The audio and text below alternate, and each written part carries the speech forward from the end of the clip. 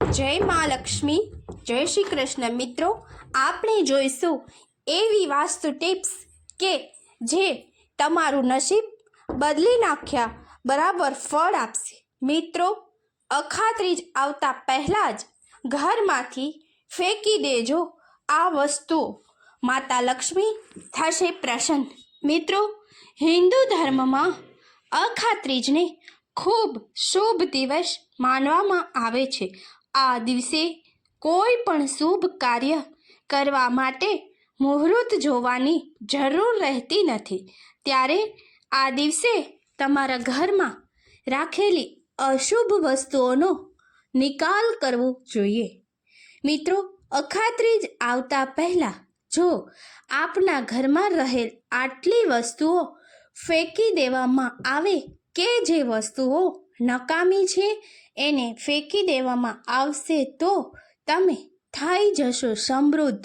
કારણ કે અખાત્રીજનો દિવસ ખૂબ જ શુભ માનવામાં આવે છે અને આ દિવસે દેવી લક્ષ્મીજી ખૂબ જ પ્રસન્ન હોય છે.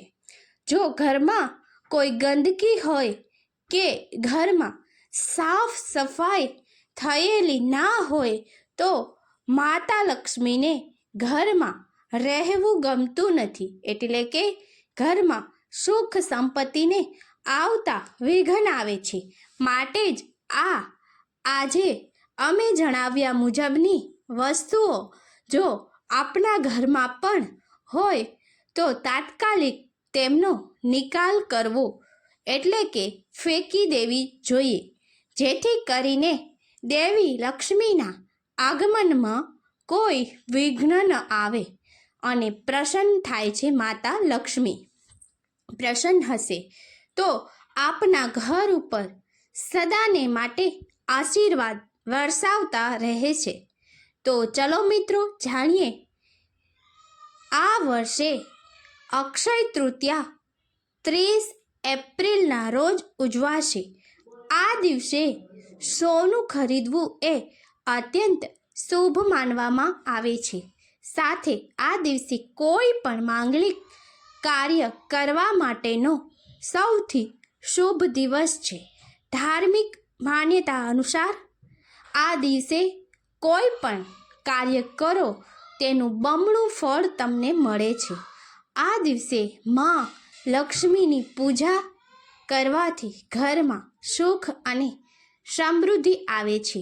જો તમે પણ ઈચ્છો છો કે તમારા ઘરમાં પણ દેવી લક્ષ્મીની કૃપા બની રહે તો અક્ષય તૃતીયાના દિવસે તમારા ઘરમાંથી આ વસ્તુઓનો નિકાલ કરી દો, નહીં તો તમારા ઘરમાંથી લક્ષ્મી પાછી જતી રહેશે.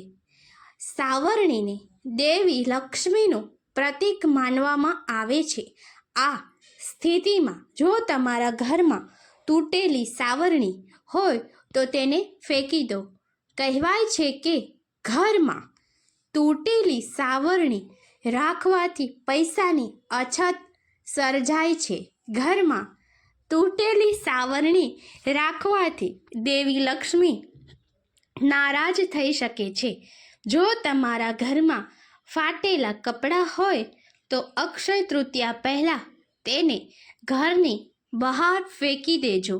જો ત્યાં ગંદા કપડાં રાખવામાં આવ્યા હોય તો તેને ધોઈ અને સાફ કરી લો. ગંદા ફાટેલા કપડાં ઘરમાં ગરીબી લાવે છે. જો તમે ઈચ્છો છો કે દેવી લક્ષ્મી તમારા ઘરમાં કાયમ માટે આવે તો અક્ષય તૃતીયા પહેલાં ઘરમાંથી તૂટેલી વસ્તુઓ કાઢી નાખો. તૂટેલી ઘડિયાળો, તૂટેલા વાસણો અને કોઈ પણ વસ્તુ જે ક્ષતિગ્રસ્ત થઈ ગયો હોય તેને ઘરની બહાર ફેંકી દેવી જોઈએ. જો ઘરમાં ઘડિયાળ બંધ પડી ગયેલી હોય તો તેણે પણ વહેલી તકે રિપેર કરાવી લો. જો કે ઘર કે મંદિરમાં દેવી દેવતાઓની તૂટેલી મૂર્તિ હોય તો તેને અક્ષય તૃતીયા પહેલાં કાઢી નાખો.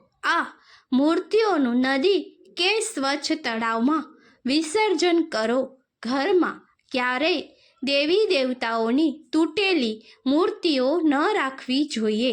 ઘરમાં ફાટેલા જૂના ચંપલ અને બૂટને ગરીબીની નિશાની માનવામાં આવે છે. એટલા માટે અક્ષય તૃતીયા પહેલાં તમે પહેરતા નથી તે બધા જૂના ચંપલ અને જૂતાઓને ફેંકી દો. ઘરમાં ફાટેલા ચંપલને કારણે માતા લક્ષ્મી દરવાજા પર આવીને પાછા જાય છે અને તમે તેમની કૃપાથી વંચિત રહી શકો છો. કેટલાક લોકો ઘરમાં સૂકા છોડને રાખે છે જે સાવ ખોટું છે. આ છોડ એ વાસ્તુ દોષનું કારણ બને છે. તો જો તમે તમારા ઘરમાં છોડ લગાવી રહ્યા છો, જો તે છોડ સુકાઈ રહ્યા હોય અથવા સુકાઈ ગયા હોય તો તેને જમીનની નીચે દાટી દો અથવા નદી કે વહેતા પાણીમાં વહેવા દો. આમ કરવાથી દેવી લક્ષ્મી અને વાસ્તુ દેવતાની કૃપા પ્રાપ્ત થાય છે. તૂટેલા વાસણો ઘરમાં ન રાખવા જોઈએ. આમ કરવાથી ઘરમાં વાસ્તુ દોષ રહે છે. તેની સાથે જ આ વાસણોથી ઘરમાં નકારાત્મકતા પણ આવે છે. એટલા માટે અક્ષય તૃતીયા પહેલાં તૂટેલા વાસણો બહાર ફેંકી દો. મિત્રો, આશા રાખું છું કે તમને આ માહિતી ઉપયોગી થશે. આવી જ માહિતી મેળવવા માટે આપ અમારી ચેનલમાં જોડાયેલ રહેજો. જય મા લક્ષ્મી. આવા બીજા અનેક વિડીયો જોવા માટે આપ ચેનલને સબસ્ક્રાઈબ કરી શેર કરજો.